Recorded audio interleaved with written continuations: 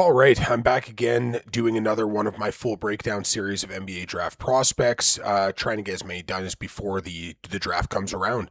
Um, as always, if you don't subscribe to the channel, please subscribe to the channel. Give me some interaction. If there's specific players you want to hear about, specific content you want to see, just let me know. Because, like I said, I'm making this content for you guys as much as I'm making it for myself. Like I said, subscribe to the channel. Check me out on Twitter and Instagram and TikTok and all that if you want varied types of sports takes. Obviously, on the short form sites, I do a lot more varied sports in terms of MLB and NFL, a lot of boxing, things like that. So if you want to see more content, just let me know. But as for the long form stuff right now, it's all NBA draft all the time right now for me on the channel. And, going forward, we're going to be talking about another divisive prospect, another guy that I'm lower on than consensus. The people that love his game really love his game. And the people that have questions have big, huge questions. And that guy is Mikel Brown Jr. Pardon me. The easiest way to summarize his game in general is decision making. Highly creative. I think the shooting is real. Like, I think I know he didn't shoot it from three well this year. Like, what was it, 34%? 34.4%. He came out really rough. He obviously battled some injuries. He's only 20 years old, 6'3.5", 6'7.5" wingspan, 190 pounds. Plays with a lack of physicality that can be concerning to me. The touch, I think, is legitimate. I think the passing reads. Some of the passes he throws are best in class passes. The problem is it's continually the same issue of shot diet and selection being questionable, making the right read versus the fun read as a passer. Can he hold up defensively at either guard spot? Does he want to hold up defensively at either guard spot? Like I say, he's got enough size. He's got great athleticism. He's got a shooting stroke that I think plays for real. You look at his overall measurables, you're talking 6'7.5" reach, like I said, 8'4.5" standing reach. He's 190 pounds. Like I said, if you vary that up to the shooting guard spot, like, it's small, right? Now, and I don't think there's a ton of room to fill at his frame, but like there's a bit. 33.5" standing vert, 39.5" max vert, which is quite good. Lane agility, like I said, this is one of those ones that on tape, I'm shocked that he was 10.57 in lane agility, just because on tape, sometimes moving laterally, especially on the defensive end, there are legitimate questions there. So is it a want issue more than a can't issue? Which is concerning in its own right. Three-quarters court sprint was slower. I don't worry about that too much. The process can be really, really bad sometimes. That's the reality, right? This is a process-driven player. The days where it looks good, holy hell does it look good, right? There are flashes of the Jamal Crawfords and the Lou Williams of the world in his game, right? There are flashes of true lead guard stuff where you're like, my God, like, is this a guy that could average 10 assists at the NBA level? The problem is there is no consistency in the game plan that he has. The process is continually questionable. And as a process-driven person, as a person who really, loves the processing side of the court and your ability to think the game and make the right play and do winning things on the basketball court, I do have a lot of questions about Mikel Brown Jr. and how it translates to winning basketball at the NBA level. If you told me that 4 years down the road, he's averaging 25 a game on a team that wins 22 games, that wouldn't shock me. Right? It wouldn't shock me one bit if he was a high producer, but it never quite clicked into actually winning games. And that's a problem for me, right? That's a problem for me. And that's a major reason why he's lower on my board than other players, right? That's a major reason why, like, if I'm drafting, in the middle of the lottery, he's going to be the last of the guards on my board. There are considerations for me to put guys like Phylon and a Corey and Christian Anderson ahead of him. And it's not because they're better players. It's because I have more faith that they're going to do more of the right things with more consistency. Right now, he's still ahead of those guys for the most part, because the overall potential is so high. Like the overall potential, if it clicks and it clicks in the right way, you're talking about a guy that can be a really, really dynamic on-ball player. I think even there's a lot of off-ball possibilities there too. I think his role does scale to off-ball quite effectively, except for on the defensive side of the court.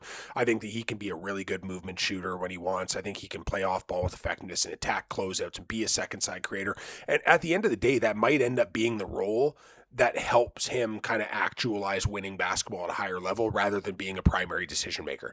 So if you had a point guard with a little bit of size that can hold up at point of attack and defend a little bit and do those things, you have the right roster construction where him being able to play more of a combo guard and play off ball a whole lot and kind of ease the decision-making pressure off of him, I think that that's legitimately a role that could make a lot of sense for him.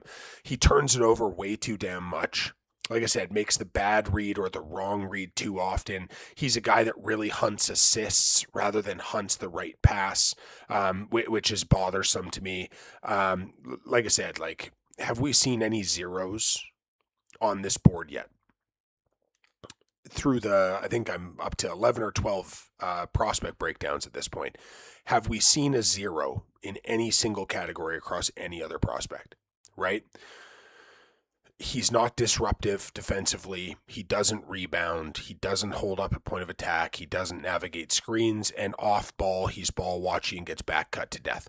The defensive questions are legitimate. I don't know if at any point in his career he will defend at a functional enough rate to not be played off the court in meaningful basketball. And that's a real concern for me, that when it comes to a playoff series, I don't know. Unless he's averaging 25, 27 a game, I don't know if you can put him on the court and play him real minutes unless things get significantly better with the process.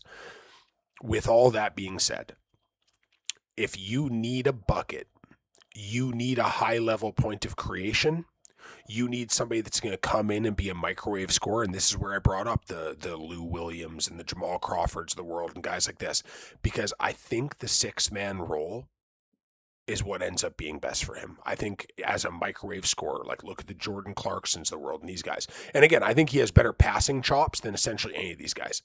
I think when it comes to it long term, if he wants to find his role as a winning basketball player on a winning team, I think it comes as a sixth man. And that's not a slight at him. I think there are super valuable, important roles that are to be filled, and that is one of them. It's not what you want out of a top 5 pick, a top 6 pick, not in a draft class like this. And this is one of the reasons why I have him lower, because the defensive questions compared to the offensive ceiling really create a murky picture. Darius Acuff, who we've already talked about, has many of the same questions. I just think that the offensive ceiling is so much higher. That's all it comes down to. I think when it comes to being a pure point guard and making the right decision with consistency and making the right play on the offensive side, I think that Darius Acuff is just significantly better at doing those things. And I believe in the jump shooting more from Darius Acuff than I do from Brown. So for me, like I said, Darius Acuff is a guy that could get played off the court in the playoffs if the offensive ceiling doesn't get reached. Mikel Brown Jr. is a different level of that problem. So let's dive through some of the numbers. Obviously you only played 21 games this year, 29 minutes per game. Box plus minus stuff was good, right? 18 points, 3 rebounds, 4.7 assists, which is fine. 1.2 steals. I'll say this, a lot of the steals that he gets, I heard somebody say recently, when they hear one steal a game on a bad defender, their first thought is what happens in the other 70 possessions a game. And I couldn't agree more, because the reality is if he averages 1 steal or 2 steals a game, the problem is that every other possession is the issue. So yeah, he's going to have a splash play once in a while where he cheats in the lane the right way or gets an active hand. But for the most part, it's the other possessions are problematic. True shooting percentage, 57.7, which is okay. The turnovers are far too high, and too many of them are detrimental. Too many of them are live ball turnovers. And we've talked about this before. Live ball turnovers will kill you because the transition play. from 2, 50%, from 3, 34.4. I think the 3-point shooting, I think he has a chance to be a legitimate 40% for 3-point shooter at the NBA level. If the shot diet improves, if the decision making around shot diet improves, I believe that he can shoot at that level if he's put into the right situations. Offensive load 52.9, that's 98th percentile, right? He had the ball in his hands all the damn time. Usage 31%, which is massive. The assist rate, again, really, really good. The assist turnover rates, it's not great. The assists per usage, it's fine. I love the Morey rate, right? He consistently it's 3-point shots and rim attempts at the end of the day, and I do really, really like that about his game. He's going to get to the rim a functional amount. I think at the NBA level, again, I think he has to really develop that in-between game because I don't necessarily think he's a dynamic enough rim finisher and rim attack player to consistently get downhill. I think it's going to take a schematic thing and an ideal roster to be able to get him those attempts. When he does get those attempts, it's going to be harder to finish at the NBA level. I think in transition, he's going to be a monster. I think he's going to play beautifully in transition. I think if the team wants to play fast, he can play fast. There are just going to be moments where he kills you. There's going to be moments where his decision-making kills you. But the skill for skill, talent for talent, like this kid is remarkably good at basketball. It's just the other stuff. It's the between the ears stuff in a lot of cases. Defensively, it's awful. There's no real way to phrase it otherwise. He can't navigate screens. He's not an anticipatory screen navigator, which is a problem. He doesn't jump screens. He shies away from physical contact. The feet aren't great on the defensive side. He lacks awareness. Sometimes there's bad tape with effort as well, which is a problem for me personally. And again, all of these things are about how you see the game. I see the game from the aspect of I want 94-foot players. He's definitely not one. Again, the steal rate is what it is. There's, like I said, for every good thing, there's a bad, right? Offensively, like I said, he can score the damn basketball and he can make some crazy highlight reel plays. And I find that the highlight crowd really loves him. And the game film crowd has a lot of questions. I'm not sure where he's going to finish on my draft board. I'm guessing somewhere between 9 and 13 when it's all said and done, probably closer to 13 than 9. So again, this is like the conversation that we had around Trey Johnson or Ace Bailey going into last year, Derek Queen. There's a lot of these types of guys that just me with the way that I want basketball to be played that I'm never going to value. Right? Not to the same degree as the people that really just love the stats. Because I tell you, if you get Mikel Brown on your fantasy team, it's probably going to be super helpful. If you get him on your playoff team, I've got questions about what the impact is. If you look at his game notes, against Clemson, it's a dud. His last game of the season, and it was bad. Let's just be real, 2 of 10, 0 of 6. North Carolina, the stat line looks fine in this game. It was a really bad game. Like, he played really poorly. He generated no pressure to the rim. He didn't turn it over a ton, but, it was inefficient. The shot diet was bad.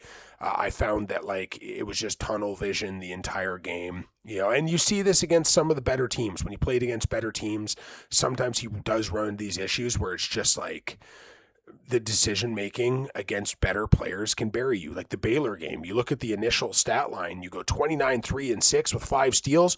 What a great game. He shot, 8 of 14 from the field, 4 or 5 from 3, 9 and 9 from the line. You're like, man, that game score is huge. What a great game. I did not like his game at all. I thought he gave up as much as he got. He turned it over 6 times. There are games with him where, like I said, you have to look so far beyond the stat line because, again, there are 2 sides to a basketball court.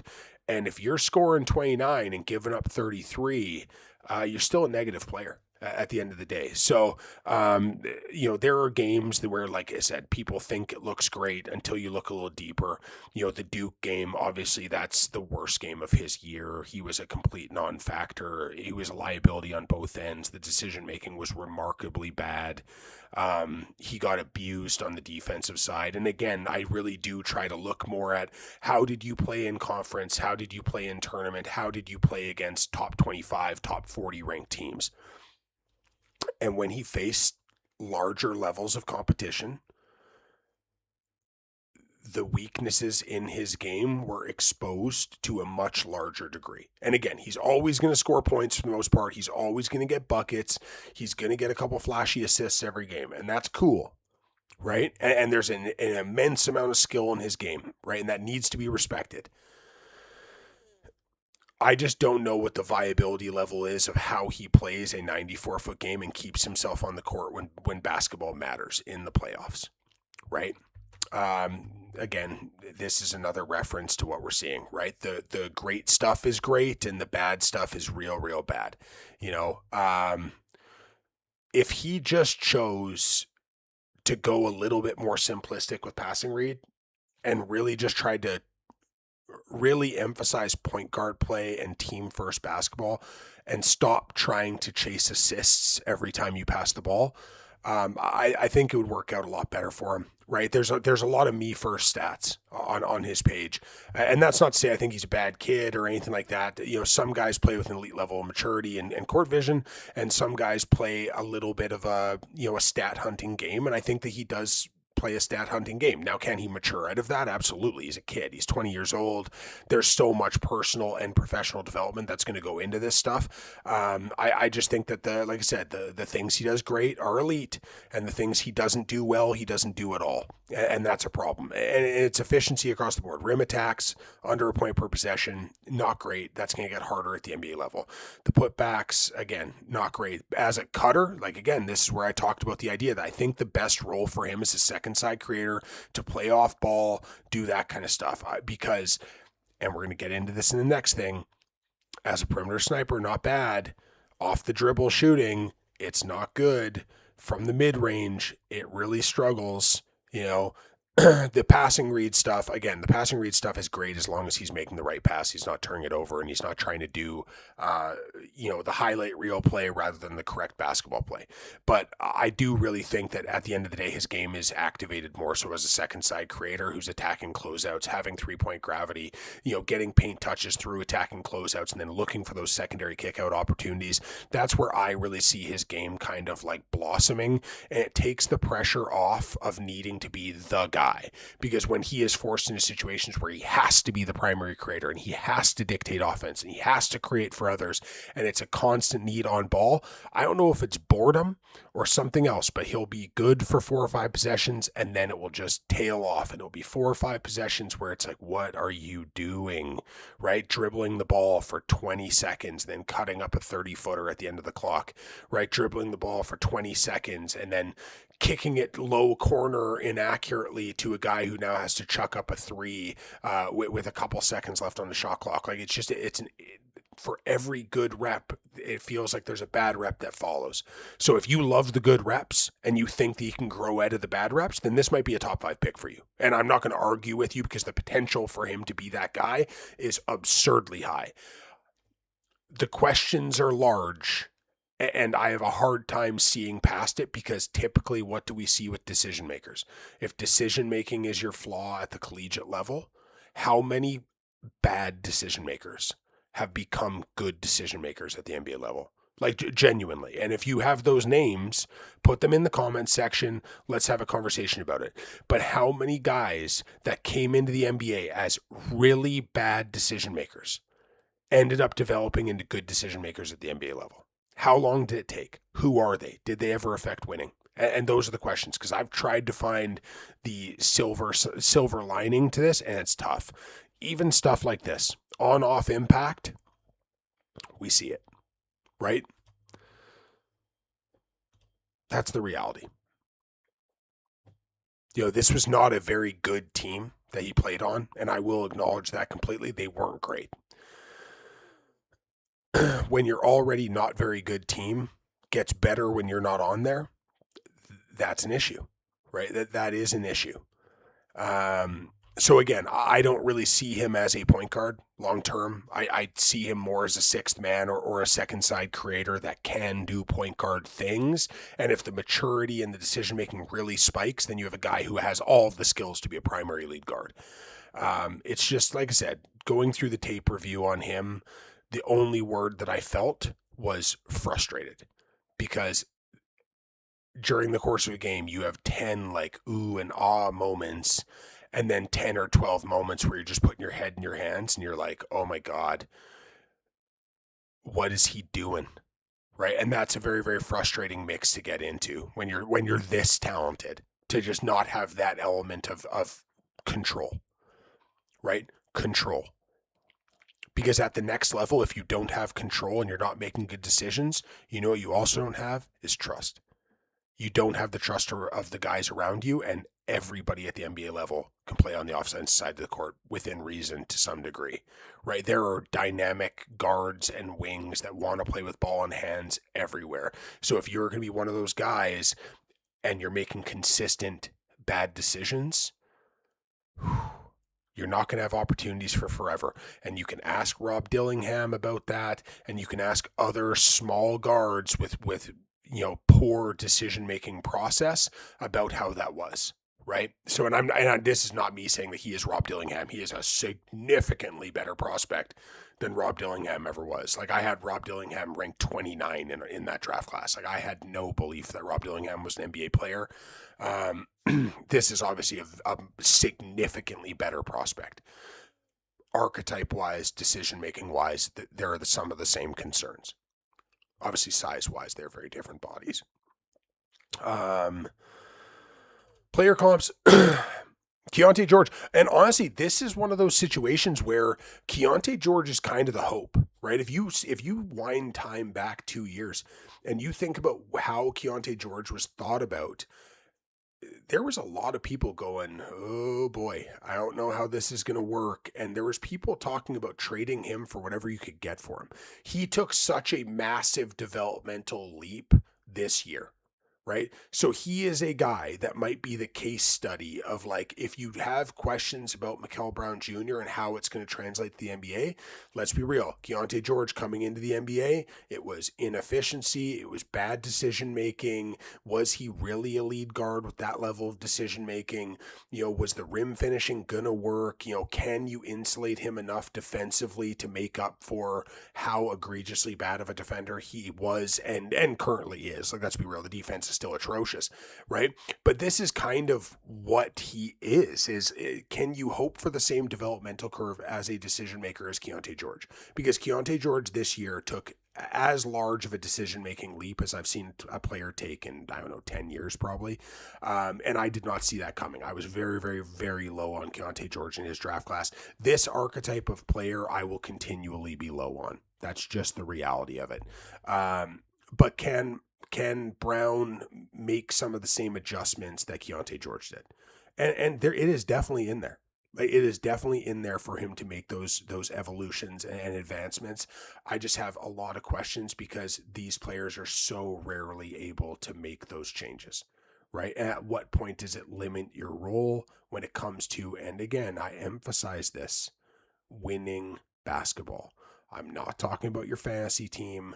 I'm not talking about the highlight reels. I'm not talking about the stat page. I'm talking about how you affect winning basketball, because the scalability of Mikel Brown Jr.'s role for winning basketball is very, very thin, right? It's a very thin thing because of what he can't do or won't do on the defensive side of the court.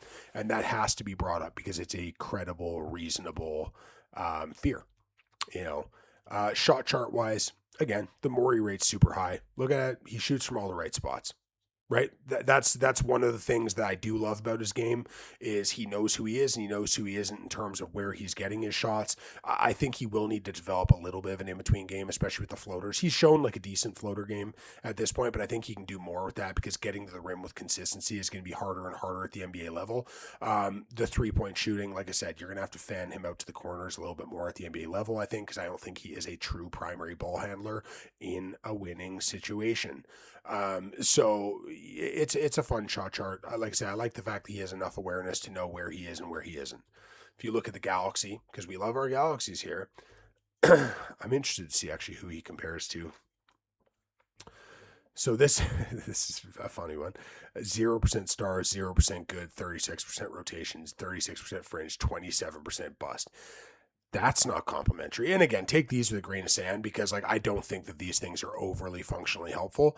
Ryan Rollins defends, so there's no comparison there for me. Sexton, Dillingham, I'll say this, Colin Sexton battles his ass off defensively. He just gets picked on because he's little. But Rob Dillingham, Trey Mann, Dennis Smith Jr., Cam Thomas, which is the scary one because, again, these are all the kind of player type. Keontae George, these are all the player type that, like, I do really think about him with is the Dillingham, Trey Mann, and not so much Alec Burks, but, like, I understand where they're going with that. Dennis Smith Jr., et cetera, et cetera, et cetera. There's a lot of these types of guys. And I just don't know how functional what he does is in a winning situation, right? If he turns into Cam Thomas, is that a win? Because if you really look at ceiling, especially now with Cam Thomas as a shooter, you're seeing a guy that averaged, 24 a game, 23 a game, and can't find a job because he doesn't do the other stuff, right? And he is a much better passer than Cam Thomas is. Like, don't get me wrong on that. Trey Mann, same thing. Although Trey Mann did have a developmental jump this past year before the injuries and stuff. Rob Dillingham, like again, these are the scary comps for a guy like him. Like, what is that going to be, right? Keontae George, I think, is the hope. I think that's the hope for Mikel Brown is that he can adjust his game, adjust his decision making, still have the flaws, right? But show that he can evolve and grow and develop his game and mature it, right? Because right now, again, Mikel Brown Jr. just has a very immature game, right? Incredibly talented, dripping with talent, dripping with physical tools, but just the maturity level of what he does and some of the nuanced stuff in terms of shot diet. And I think expectations are a big concern. So I understand that some people are going to really love his game. I understand some people are going to think about like I do, right? I hope all these kids, even if I'm low on them, I hope they all succeed. Is the reality of the situation. I want them all to do great things. I want them all, if I don't think you're as good as other people do, I want you to prove me wrong, right? I want all these guys to do well. It's just when it comes to him, my grade's lower just because I have real questions about how his game affects winning if he's not scoring 30, right? If he's not going 30-7, how does he affect winning on a team at a high level? And that's my issue. But with all that being said, if you don't subscribe to the channel, please subscribe. Check out my other content in other places. Give me some player names if you want to see specific profiles. I might have another 12 to 15 of them, hopefully coming out before the draft. Get me up to around 20, maybe just slightly less. New NBA mock draft came out not too long ago. I'll have another one coming out just before the draft, like maybe the day before the draft. My big board will be coming at some point in the next couple days, and we'll go from there. But I appreciate all the support. I appreciate all the love that you guys have given me. And, like I said, hopefully you keep joining me and any feedback that you might have, please provide it. And as for the videos, because a lot of people have been asking me about when are you going to do film breakdowns? When are you going to do film breakdowns? I am still trying to learn how to be a competent video editor. Right? That's the ideal goal is like, if you look at like the videos that like Derek Parker or No Ceilings do about scouting breakdowns, ideally that's what I'd be doing. I lack the technical abilities right now. So I'm doing my best right now. This is kind of where we're at. But I do appreciate that you guys want to see that content because it's complimentary to me that you guys think that I'm capable of doing that content. And hopefully we can keep evolving and keep growing and keep learning. And if any of you guys are video editors or graphic designers, you want to give me some tips, I will gladly take them because I need the help, clearly. But thank you so much for watching. Like I said, subscribe to the channel and I'll see you next time.